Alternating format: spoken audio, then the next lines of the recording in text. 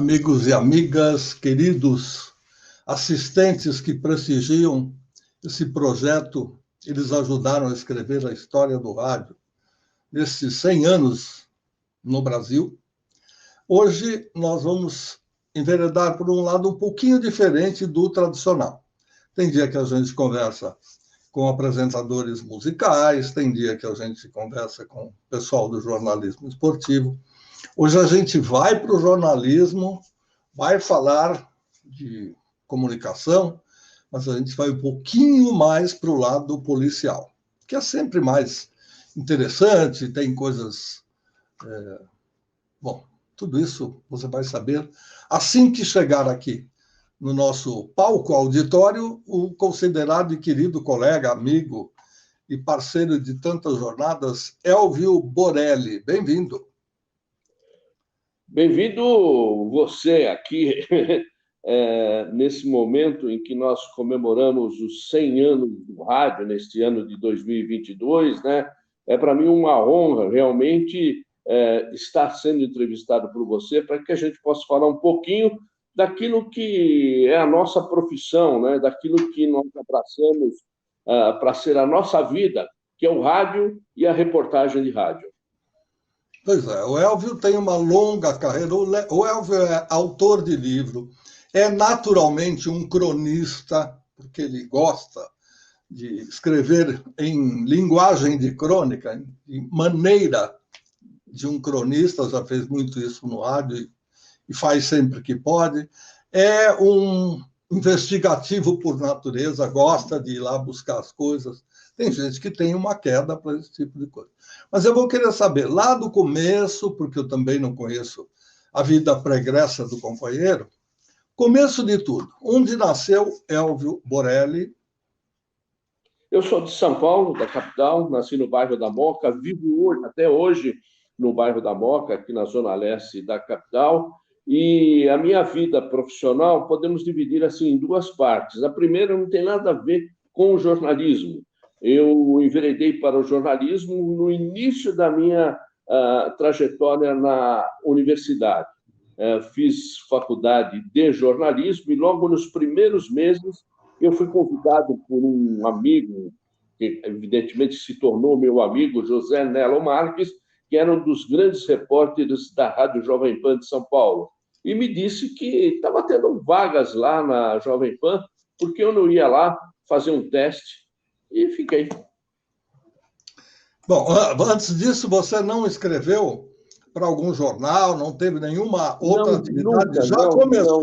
Não. Para não dizer que eu não escrevi, eu tinha uma atividade para escrever num jornal do colégio onde eu estudava, no bairro da Moca, o Plínio Barreto, que, na verdade, Plínio Barreto, né, o patrono da escola, foi um jornalista.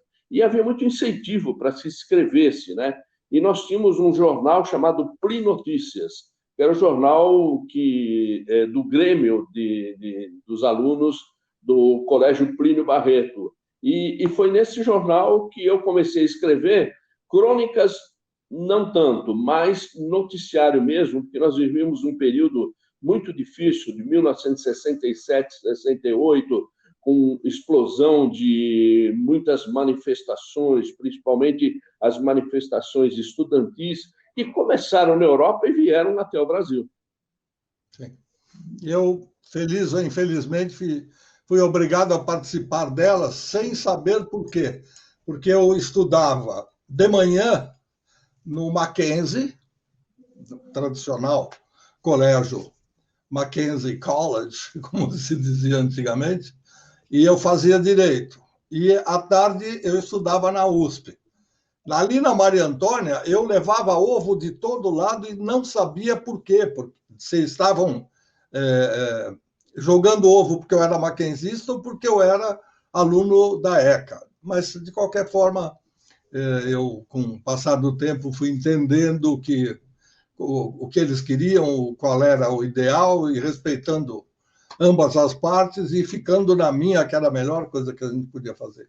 Agora, me conta uma coisa, você antes, ainda no Plínio ou ainda em algum outro lugar, na Moca, né, tão falada e tão respeitada, Moca, porque quem é moquense, quem nasceu ou sempre viveu na Moca, bate no peito e defende com unhas e dentes. É muito legal isso. Não é todo bairro que tem gente que briga pela origem. Mas antes disso, você... República Federativa da Moca, né? Ou bairro também. Você não teve nenhuma outra incursão na escola, ou mesmo no Grêmio, por exemplo? Você chegou a ter uma posição no centro acadêmico? Foi alguma coisa assim? Então, para mostrar... no Grêmio, eu fazia parte, nesse período, no Grêmio Acadêmico do Colégio Plínio Barreto, né? Mas eu não tinha noção ainda, tinha uma noção do jornalismo, porque na minha casa, o meu pai, principalmente, era um assíduo ouvinte de rádio, então eu cresci ouvindo rádio. Eu me lembro isso como se fosse hoje. Meu pai ouvia um jornal toda noite, nós não tínhamos televisão não era coisa para qualquer um, então nós não tínhamos televisão. Então, à noite, após o jantar, meu pai tinha um rádio grande, que ele guardava aquele rádio com muito carinho, e a gente ouvia principalmente a Rádio Tupi, o grande jornal Falado Tupi, que era um jornal de abrangência nacional, né? Com vários dos grandes locutores e jornalistas que, por incrível que pareça, eu vim até trabalhar com alguns deles anos depois. Muito bom. Lembra-se sempre, quando se fala da Tupi, lembra-se do chefe, né, o gerente geral de jornalismo, o sempre respeitado Corifeu de Azevedo Marques. Ele era o âncora, né, e o dono do jornal. Exatamente.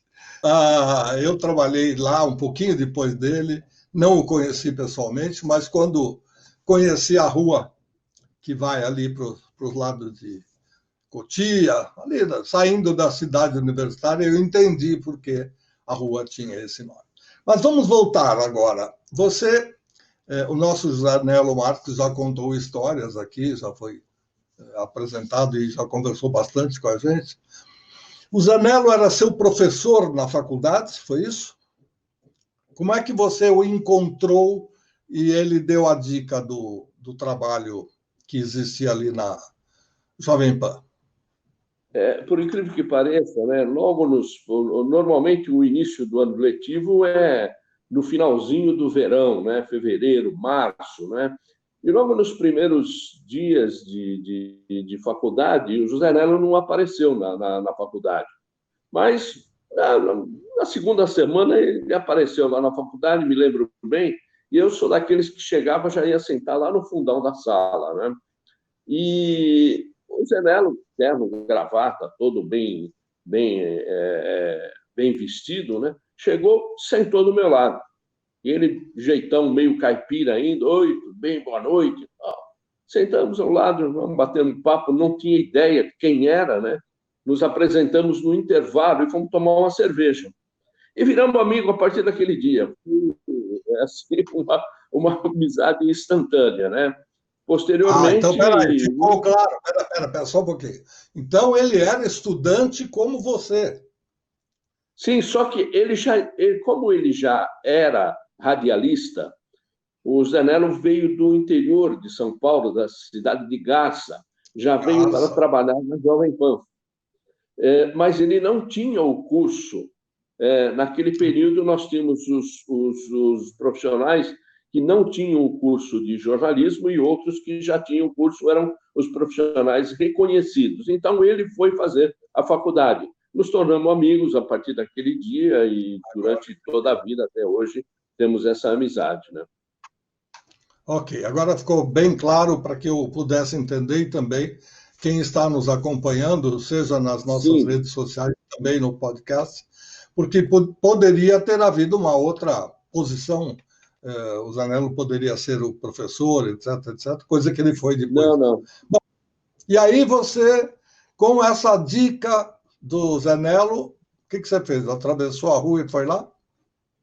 Eu esperei uns dias até, né? Porque ele me disse, olha, tem um chefe de reportagem, você deve procurá-lo, ou uma outra pessoa que também se tornou meu amigo, hoje já morreu, chamado Amadeu Nadeu, que era uma espécie de sub, né?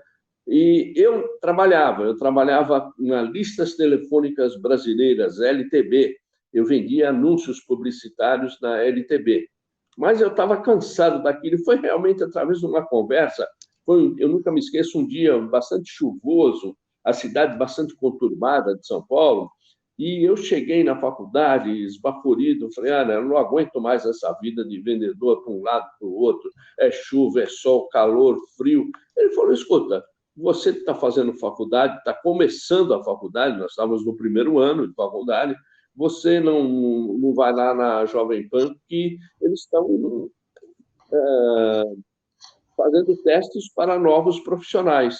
E eu, uma semana depois, mais ou menos, fui lá, procurei o Nadeu, e foi incrível que pareça, o Nadeu estava muito ocupado, pondo no ar um jornal chamado A Hora da Verdade, que começava às 6 e até às 7 horas da manhã, e da noite, no qual o Zé Nelo era um dos apresentadores. Além de fazer reportagem durante todo o dia, ele era um dos locutores com o Odair Batista e também com Franco Neto, os três locutores se revezavam no noticiário da Hora da Verdade. Aí conversou um pouco comigo e falou, olha, vem aí, vamos fazer uns testes aí, você sai, vai fazer acompanhar algum repórter e tudo mais. E foi assim que eu comecei. E a primeira pessoa que eu saí, logo um dia, e não perdi, não larguei o emprego que eu tinha, eu continuei no emprego, e era a Sandra Guerra, que estava despontando como uma grande repórter de rádio. Mulher era mais difícil você ter na reportagem, hoje é exatamente ao contrário. E eu saí, eu fiz algumas incursões com ela, mas só olhando como é que era. Logo depois surgiu uma oportunidade e eu fui trabalhar na produção e também fazia reportagens para Ney Gonçalves Dias, num programa chamado São Paulo Agora. O Antônio Figueiredo era o produtor e noticiarista desse programa, um programa que fazia uma grande audiência com o Ney Gonçalves Dias aqui em São Paulo. Muito bom. A gente sabe que, nesse período, mais do que nunca, a Jovem Pan se dedicava muito a São Paulo e à prestação de serviço. Então, tudo que pudesse ser feito em relação à população, no sentido da prestação de serviço, e também dedicando espaço para informar. Então, esses jornais da tarde, que nem sempre foram tidos como de grande audiência, eram importantíssimos porque eles falavam, e não só falavam, como prestavam, ou seja, cumpriam o exato papel do rádio, que era prestar serviço e ajudar a população a se virar diante de tantas dificuldades que tem e sempre continuará tendo. Bom, daí para frente, o que aconteceu na vida do nosso Elvio Borelli? Bom, eu acabei começando a fazer as chamadas reportagens frias, né, de temas específicos, onde não se dava muita ênfase ao dia a dia, mas, por exemplo, fazemos uma reportagem sobre o sexo nas revistas, a exploração do sexo em revistas, casos de doenças, enfim, olha, o Ney é muito engraçado, porque eu nem gostava de matérias a respeito de doenças, coisas que tínhamos aí, de novidades na área médica e tudo mais, então, e também na psicologia. E eu comecei a entrevistar muita gente dessa área e fazendo esses temas que nós hoje chamamos de reportagens especiais, né? Mas são reportagens que não exigem assim você entrar ao vivo e naquele momento em que está acontecendo. Só depois de um certo tempo que eu vim a começar a trabalhar já na reportagem geral, mas ainda ficando no São Paulo Agora, fazia muita reportagem, foi ali que me deu a escola de reportagem, né? Eu tomei gosto pela reportagem e não parei mais. O que o levou a procurar uma faculdade de jornalismo especificamente, sendo que você já era o rapaz que vendia classificados para a LTB, tinha lá a sua comissão, o que o levou para o jornalismo? Porque não um outro tipo de faculdade? O que lá dentro de você fez com que você buscasse o jornalismo? Quando eu fui estudar no Plínio Barreto, o Plínio Barreto era um jornalista do jornal O Estado de São Paulo, e o colégio que ele dá nome em sua homenagem, né? E nós tínhamos assim, os professores falavam da história do Plínio Barreto e tal, me chamou muito a atenção, né?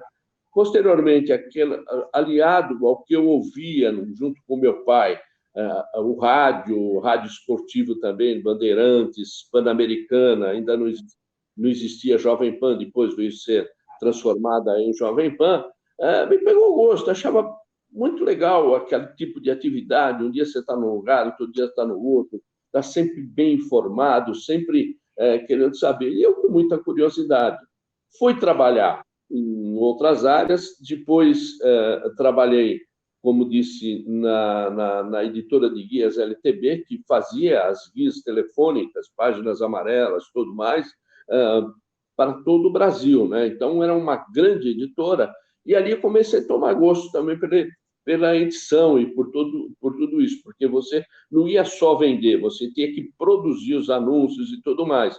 Eu achava muito interessante isso na área de comunicação, e por isso eu fui fazer o curso de comunicação social e, posteriormente, a habilitação em radiojornalismo. Foi por isso.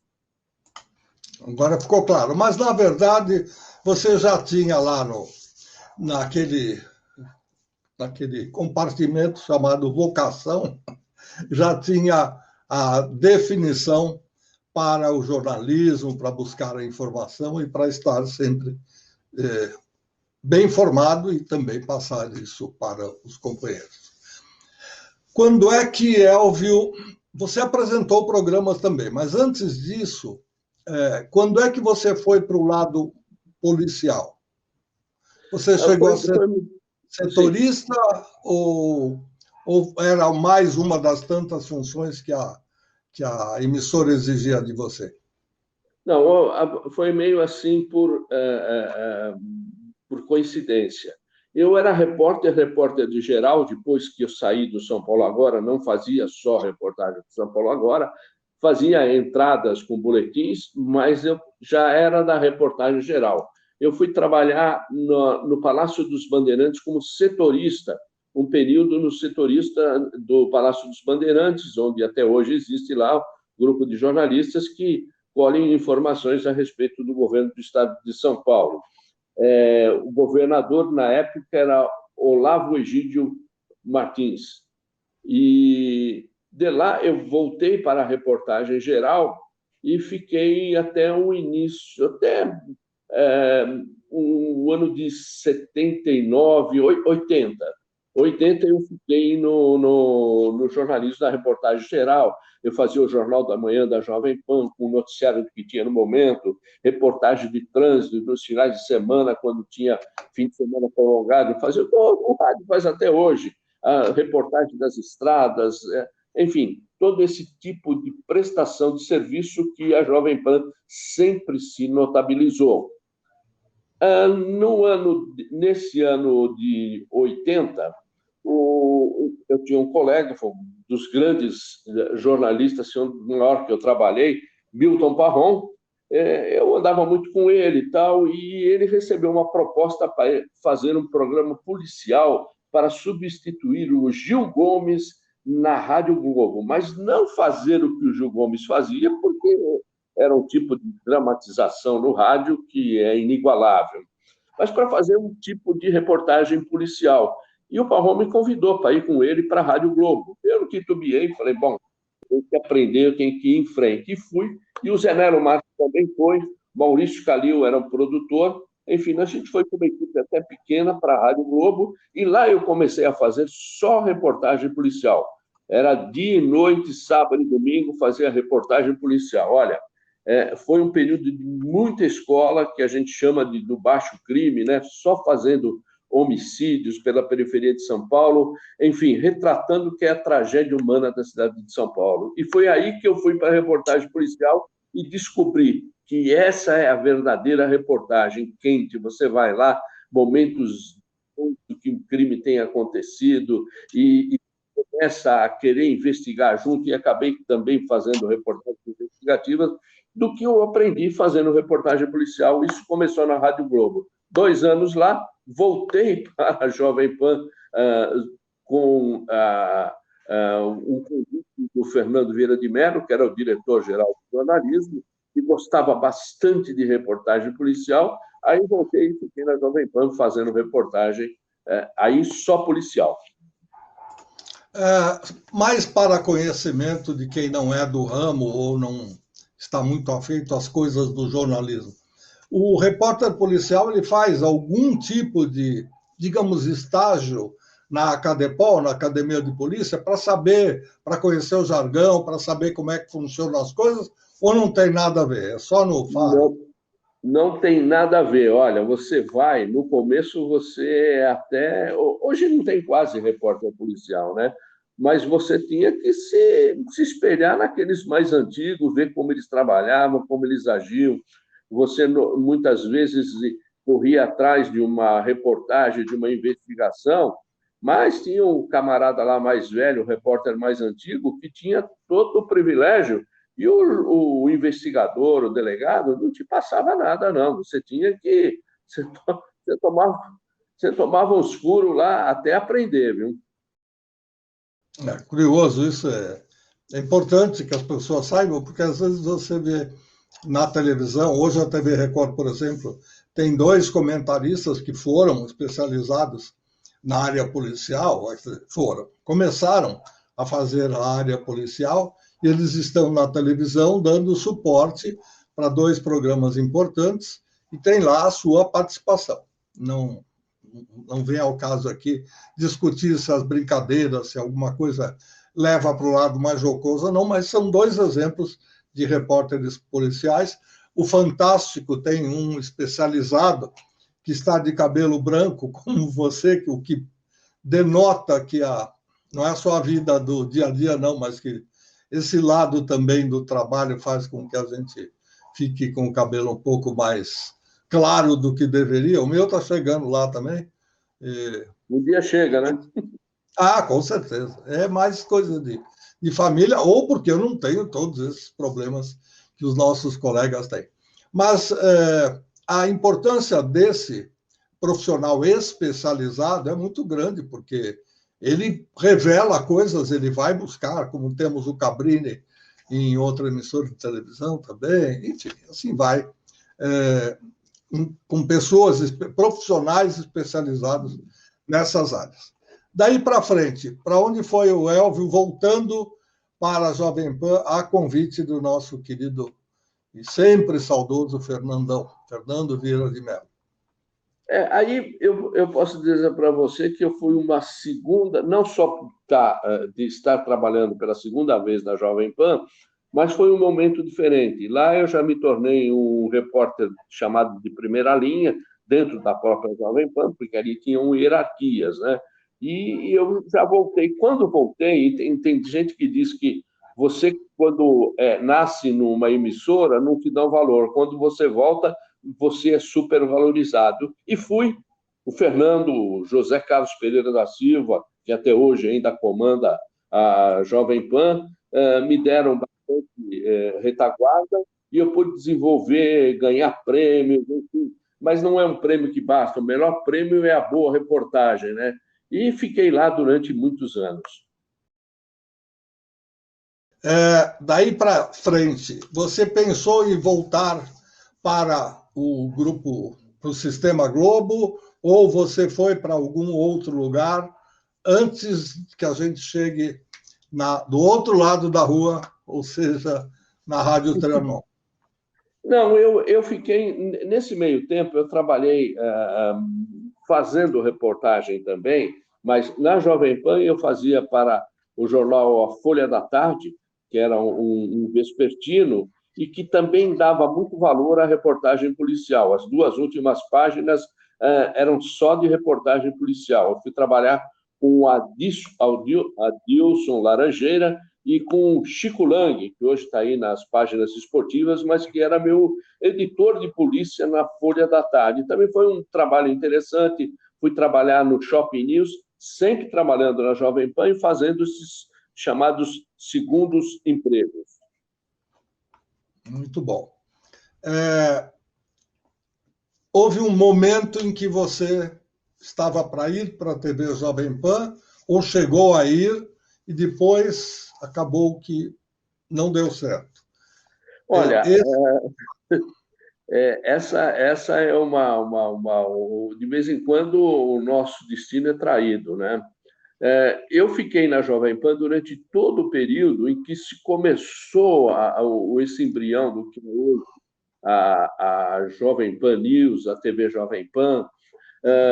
O Tuta, o seu Tuta, gostava muito do meu trabalho e até por várias vezes eu fui junto com ele na construção daquilo que hoje é a TV Record e que, para quem não sabe, seria os estúdios da TV Jovem Pan na Barra Funda. E ele falava com muito entusiasmo sobre como seria o telejornalismo e até a minha participação junto com outros colegas, não eu sozinho, mas fui muitas vezes junto com ele lá, falar e ouvir e ver aquilo que ele estava fazendo. Infelizmente, no meio do caminho, houve um problema entre os dois principais sócios, eles se separaram e eu também. Pois é, isso aí faz parte da história, é lamentável, e até porque estava praticamente tudo pronto, tudo acertado, a população tinha uma expectativa muito grande de ter uma televisão voltada para São Paulo, como era a rádio, e acabou não dando certo. Daí você foi para a Rádio Trianon, é isso? Como foi a sua passagem por lá? Para a Rádio Trianon. Eu fui para a Rádio Trianon junto... Aí, nesse rompimento entre os dois sócios, aí é preciso explicar. Um dos sócios era o senhor João Carlos Digênio, dono da Unip, do Objetivo, professor Digênio, e o Tuta, da Jovem Pan. Eles eram grandes parceiros, até que, por motivos que não vem a calhar nesse momento, eles acabaram brigando, se separaram, a TV Jovem Pan virou hoje o que a antiga TV Jovem Pan virou Mega TV, que é uma rede nacional de TV de vendas, quando ela seria uma rede nacional e UHF de TV jornalística. O que nós vemos hoje na própria Jovem Pan News, na Globo News e nessas outras, a Jovem Pan seria a pioneira de tudo isso. E, infelizmente, por essa desavença entre eles, é que a coisa não deu certo. O Fernando era sócio numa outra emissora, que era a Rádio Clube de Santo André, junto com o Digênio. Mas era uma emissora pequena, que tinha seus estúdios em Santo André. Eles conseguiram, por uma manobra técnica, trazer essa rádio para São Paulo e iniciar um novo trabalho. O Fernando se separou do Tuta, no qual ele tinha trabalhado praticamente com a família Carvalho a vida toda dele no rádio e na televisão, e foi para a Rádio Trianon, e me convidou para ser um dos iniciadores dessa nova rádio, que seria a Rádio Trianon, isso já no ano de 1992. Nunca vou me esquecer, 5 de outubro de 1992. E o que pretendia essa nova rádio? Tendo um dos cabeças, se não o cabeça da área. O Tuta também tinha a sua, sim, claro, sua enorme participação, não tem dúvida nenhuma, mas quando eu chamei de cabeça, eu quis dizer na área jornalística, especificamente falando. O que aconteceu? Qual é a ideia?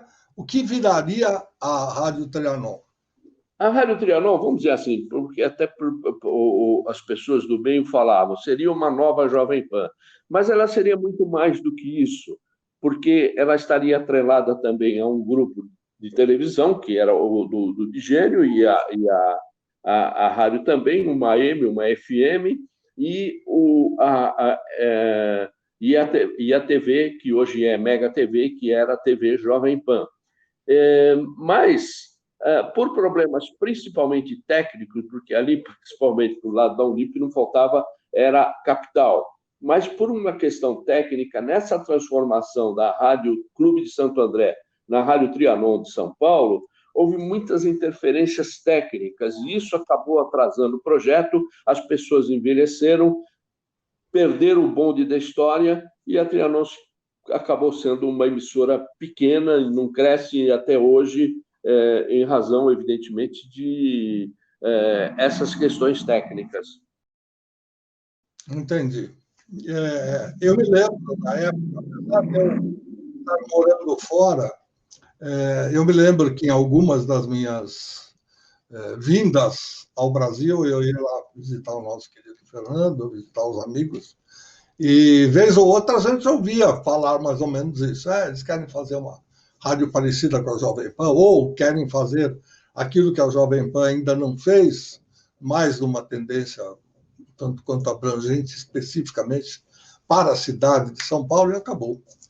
Como você disse, dinheiro nunca faltou, a gente sabe disso, mas o problema da viabilidade técnica, apesar de estar no coração da cidade de São Paulo, no centro financeiro, na Avenida Paulista, do outro lado da rua de onde estava a Jovem Pan, com aquela edificação toda que suportou durante anos e anos a antena da Rede Globo e mais da TV Gazeta e mais da Rádio Gazeta, enfim, e da Rádio Trianon também, parecia que tudo estava configurado para dar certo, mas acabou não dando. E aí nós temos hoje a Rádio Trianon, que continua sendo uma rádio de informações ou informação, genericamente falando, mas ela tem horários muito específicos que são separados entre si, ou seja, ela não tem uma programação como era para ser. A Rádio Mix acabou dando certo, ou seja, o FM do grupo foi super bem, já foi para o prédio da Unip, e a TV também foi para lá. Aliás, a rádio, eu quero crer que a Rádio AM, que vai também migrar para o FM estendido, também esteja na Rua Vergueiro hoje, é isso? Ou ela sim, porque essa nova configuração que você conhece melhor do que eu, essa questão do novo FM, o fim da AM, né? Porque nós tivemos e temos hoje numa cidade como São Paulo, tanta interferência, tanta antena, que nós tivemos a necessidade da criação de uma nova emissora, nova forma de transmissão de emissoras AMs. As FMs cresceram, muitas AMs que tinham uma programação consolidada passaram a ter parceiras alugando ou até comprando rádios de FM, mas eu acho que falta ainda vontade política dos nossos governantes e também daqueles que detêm as propriedades, as concessões das emissoras de AM, né, de passar de uma vez por toda para uma nova tecnologia que vai eliminar esses problemas de interferência. Nós temos hoje aquilo que nós estamos conversando agora, que é a internet, que é ilimitada, falando para o mundo inteiro. Enfim, hoje nós temos uma convergência de maneiras de se propagar uma informação, a música, a cultura em geral, para a internet, mas não só pela internet, né? A internet sendo um veículo, mas também dando conteúdo para as emissoras de rádio e televisão. Isso acho que já é o nosso presente e o nosso futuro, né, Luiz Fernando? Você que é um grande especialista, principalmente no FM. Especialista não, mas eu sou um apaixonado e a gente acaba se enfronhando mais. Eu costumo dar um exemplo, às vezes, quando eu preciso explicar um pouquinho para os leigos ou para aqueles da família que ficam... Mas por que acabou? Eu gostava tanto de ouvir o AM. Eu falo, olha, lembra quando a gente começou a viver, quando a gente passou a ter a primeira casa, sobradinho, alugado ou não? Na sala, a gente tinha 2 tomadas, um interruptor de liga-desliga numa ponta da sala e outro na outra ponta, que normalmente levaria à cozinha, que era para você desligar e não ter que voltar para frente da sala para poder desligar a luz da dita cuja. Lá na cozinha, se tivesse uma copa, você tinha duas tomadas, duas entradas de fio. Uma delas ficava num nível um pouquinho próximo da mesa, que era para você poder usar um liquidificador, na cozinha também. E para você passar enceradeira ou usar qualquer outro tipo de utensílio, você tinha uma tomada lá embaixo. Hoje, você tem que usar réguas e réguas, isso quando não se pendura uma tomada em cima da outra e coloca um Benjamin, depois um Benjanois e depois um Benjamin inteira, para poder colocar tanta coisa. Isso está se replicando, como você bem disse, da tecnologia, até no USB. Você já tem necessidade de colocar tantas entradas de USB, você tem fone de USB, você tem via USB, você tem a ligação do teclado do seu computador, a ligação do mouse do seu... É tudo. E você tem necessidade de colocar tantas e tantas entradas, isso tudo, falando na parte elétrica, cria uma área de completa impossibilidade de o som do AM se propagar com clareza, até porque o som do AM vai primeiro lá para cima, para depois voltar e ser ouvido. O FM não, o FM sai na horizontal, quando ele sai lá de cima de um prédio, que é onde normalmente ficam as antenas, e ele vai reto. A única coisa que ele não faz é curva. Então, daí a explicação técnica que você não consegue pegar o FM no túnel. Até um ponto vai. Agora, quando começam as curvas, principalmente as da Estrada de Santos, Roberto e Erasmo, entre parênteses, para justificar a autoria, você tem esse tipo de interferência. Passando para uma outra área, vamos falar um pouquinho do Elvio, escritor. Eu não sei, eu não diria que o Elvio é um boêmio, que ele vive muito à noite, mas eu sei que ele gosta da noite, não no sentido da boêmia ou da boemia, se preferir o lado de Nelson Gonçalves.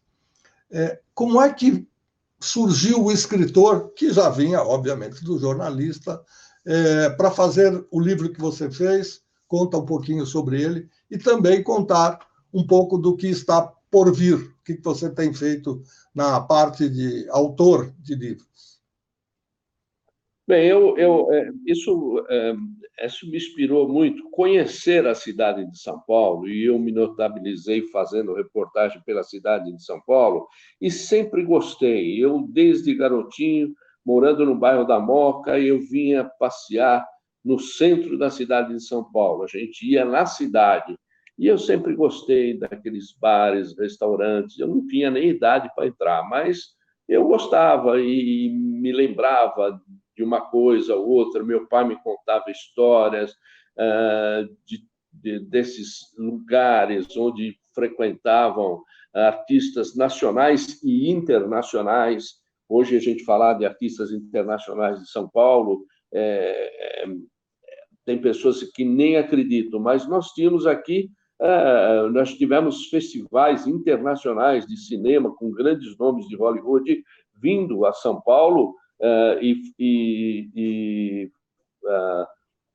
promovendo os seus filmes através desses circuitos enormes que nós tínhamos, tanto no centro da cidade e também nos bairros do cinema. Bom, enfim, gostando de tudo isso, gostando da noite, eu comecei a pesquisar, que também essa é uma característica do jornalista, a pesquisa, né?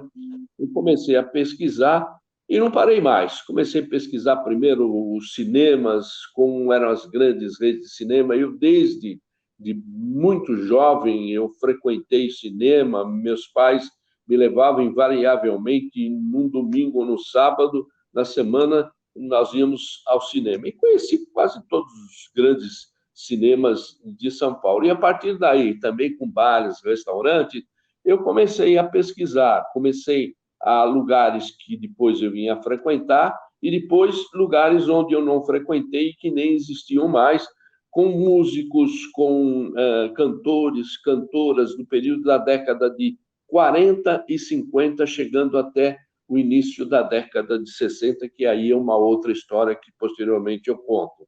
E comecei a colecionar, vamos dizer, crônicas sobre a cidade de São Paulo, sobre episódios, sobre histórias dentro dessa história efervescente que foi São Paulo. São Paulo hoje abandonado, que eu vejo com muita tristeza, era uma cidade que fervia à noite, à madrugada. Os centros comerciais eram todos no centro. A administração da cidade, do estado, era toda no centro de São Paulo. Quando isso foi se afastando, São Paulo, no centro, acabou se deteriorando. Você vai para qualquer outra grande cidade do mundo, o centro é preservado. O nosso, apesar de ter grandes referências históricas, nós temos um centro da cidade abandonado. Um dia, talvez surja um prefeito que queira realmente mudar essa cidade e tem tudo para fazer dela uma grande cidade. Mas eu resolvi, através de um livro chamado Noites Paulistanas, contar muito do que foi essa cidade e esse centro da cidade de São Paulo. Felizmente, foi um livro que fez sucesso. Um livro foi lançado em 2007. Hoje já está esgotado, nós temos o livro em sebos apenas e tudo mais, mas pretendemos e estamos terminando um livro chamado São Paulo dos anos 60, Vida, Cultura e Arte, porque aqui que surgiram os grandes movimentos universitários através da música universitária, dos grandes festivais de música popular, em que hoje aqueles que têm um pouco mais de 50 anos de idade vão lembrar muito bem de como era gostoso esse momento. O que você acha que fez com que... Porque você já falou, a descentralização acabou fazendo com que a região mais importante, o centro da cidade, ou seja, a convergência, ficasse completamente abandonada, e a gente tem inúmeros exemplos, não precisamos falar especificamente de um ou de outro, mas a gente sabe como tem sido e que perigo virou você caminhar ou ir ao centro ou precisar, em determinados horários, frequentar o centro, seja ele por qual motivo for. A que você acredita esse abandono? Foi desinteresse? Foi a descentralização? Ou o quê?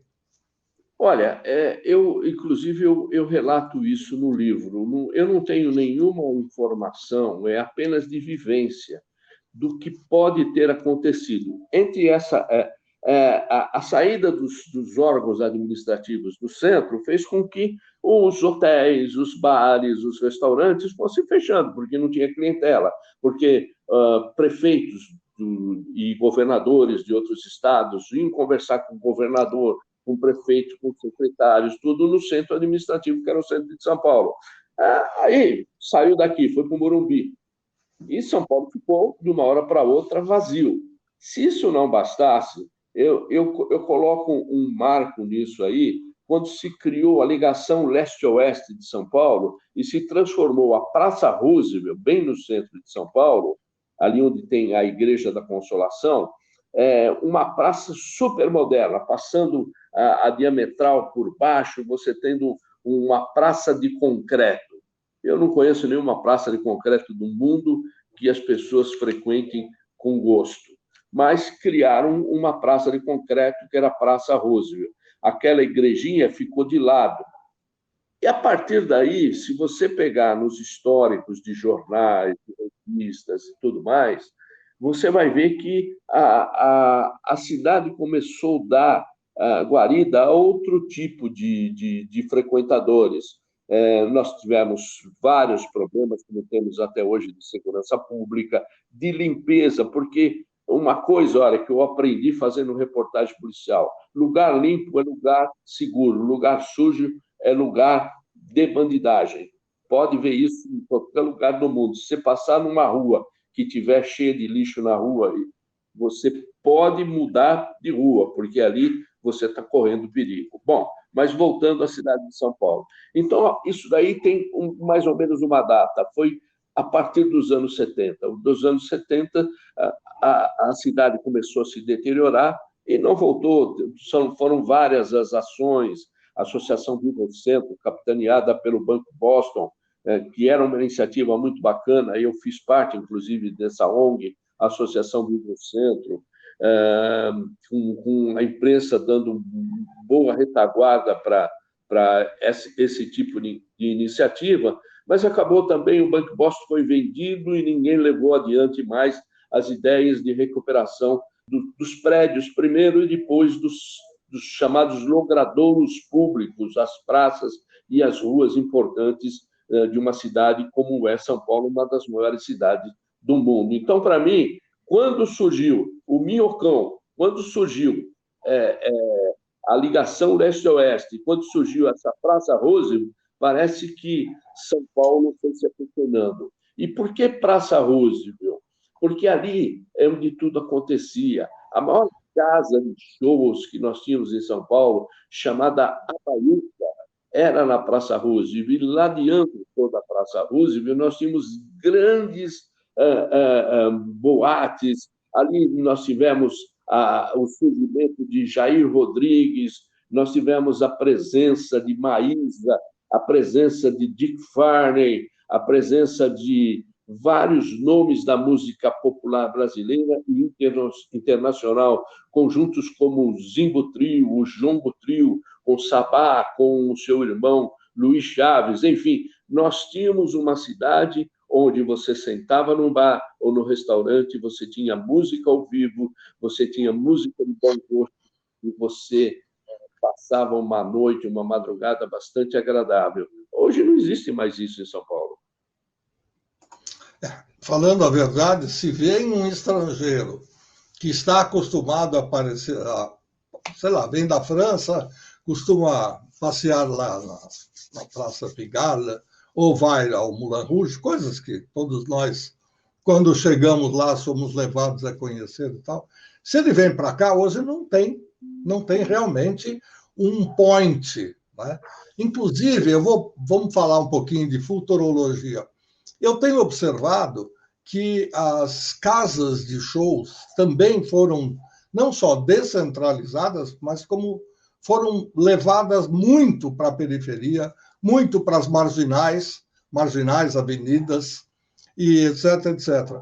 Você acha que isso é simplesmente sinal do futuro? Você tem teatros também que estão colocados em shoppings, que pode ajudar de alguma outra forma, mas um é lá no Morumbi, o outro é lá em São Bernardo, o outro é lá em Santo André, enfim, não que não tenha aqui perto, tem, na Faria Lima você tem, na região o que eu quero que você opine, ainda numa sessão de futurologia, o que é que você acha que está acontecendo com a nossa cultura, que de repente começaram a aparecer?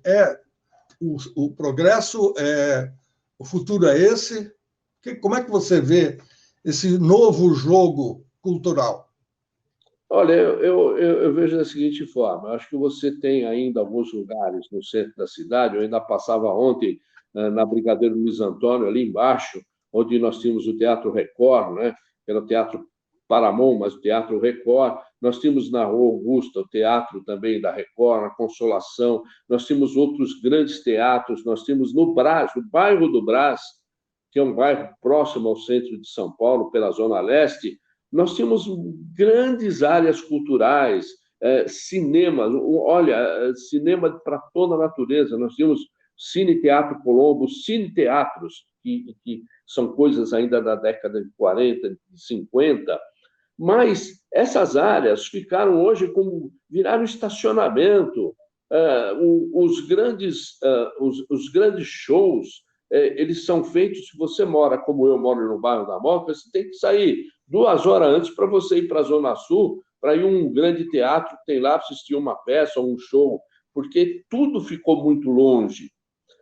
Eu acho que é evidente que os empresários querem o maior espaço possível para vender o maior número evidente de ingressos, ganhar dinheiro, faz parte, tem que ser assim mesmo. Agora, por que não você reabilitar algumas áreas de São Paulo? Por exemplo, nós temos aqui na Avenida São João um dos cinemas que era muito novíssimo, o Cine Metro, da Metro Goldwyn Mayer.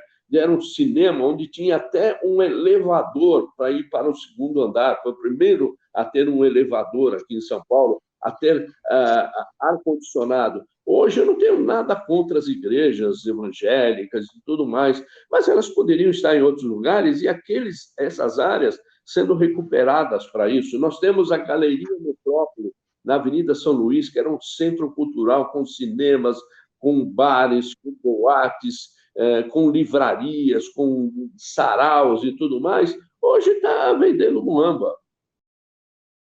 Você acha que o Bar Brahma ainda é um esteio fincado ali? Não só no caso ali de um local para apresentação, mas ainda o Toninho lá da Galeria do Rock, que briga muito para que aquilo se transforme em algo histórico e tudo mais. Sobram poucos? Olha, eu acho que você, por exemplo, as pessoas, quando se deu, vamos dizer assim, uma reurbanizada e uma organizada na Galeria do Rock, a frequência não voltou. Hoje você passa na Galeria do Rock, ela tem muito estrangeiro, muita gente que vem para São Paulo e que vai conhecer a Galeria do Rock, vai comprar os seus discos, enfim, suas camisetas, tudo para levar de lembrança. Coisa que a gente vê no exterior e que você não vê em São Paulo, né? Mas nós temos o Teatro Municipal ilhado no centro de São Paulo, porque se você sair 100 metros para um lado para o outro, você corre muito risco. Então, infelizmente, tudo isso passa por uma questão chamada limpeza e segurança. Eu acho que é muito simples resolver esse tipo de problema. Basta querer. Você teria até apoio da iniciativa privada para fazer, mas tem que ser feito e não uma coisa para um governo, tem que ser uma coisa de Estado. Vamos fazer, vamos transformar, porque cultura, o teatro, o cinema, enfim, a música, a boate, tudo isso faz parte do que é o espelho cultural de um país. Muito bom. Eu gosto de ouvir o Elvio porque ele não só conhece, ele não é um frequentador assíduo. Se eu perguntar quais são as boates que existem hoje na Augusta, eu já não sei mais nome de nada há muito tempo. E talvez ele também não consiga se atualizar, porque abre uma, fecha a outra.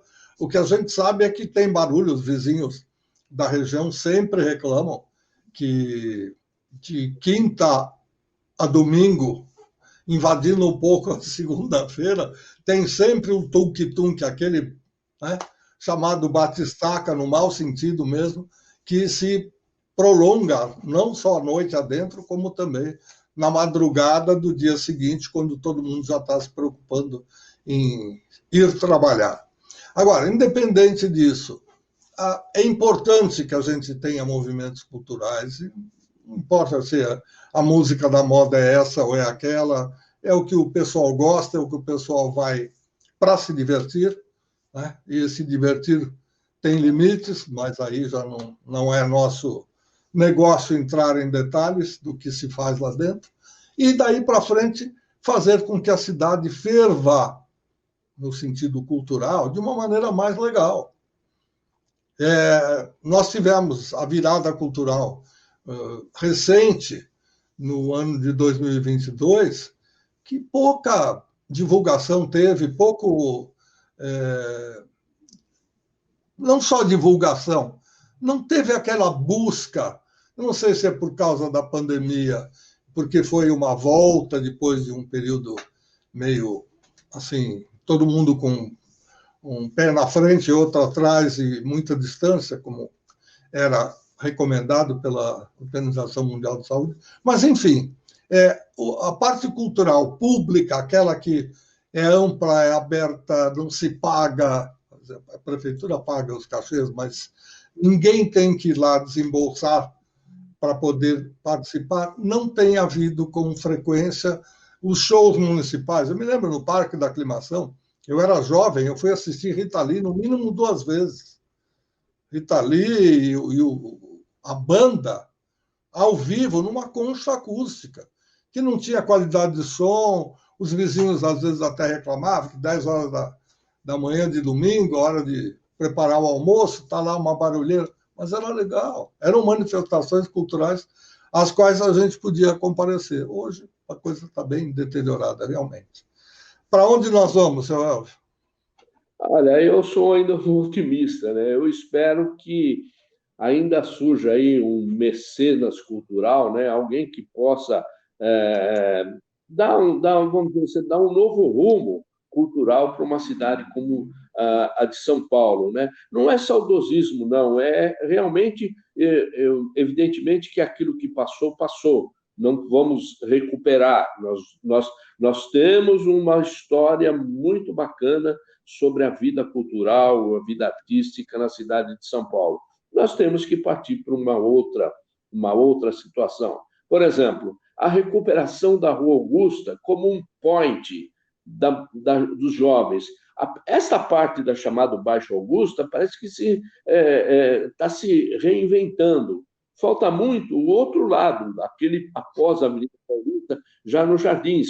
É evidente que ali nós precisamos ter mais teatro, ter cinema, ter bares, restaurantes, que isso é que traz essa garotada, essa moçada que adora a vida noturna, adora a vida... Quando eu falo vida noturna, ninguém precisa passar a noite, a madrugada inteira, mas até à tarde, você ter os saraus, você ter as jam sessions em pontos importantes da cidade de São Paulo. Outro dia eu fui com um amigo aqui onde eu estou trabalhando nesse momento, para ali onde é a Galeria Metrópole, né?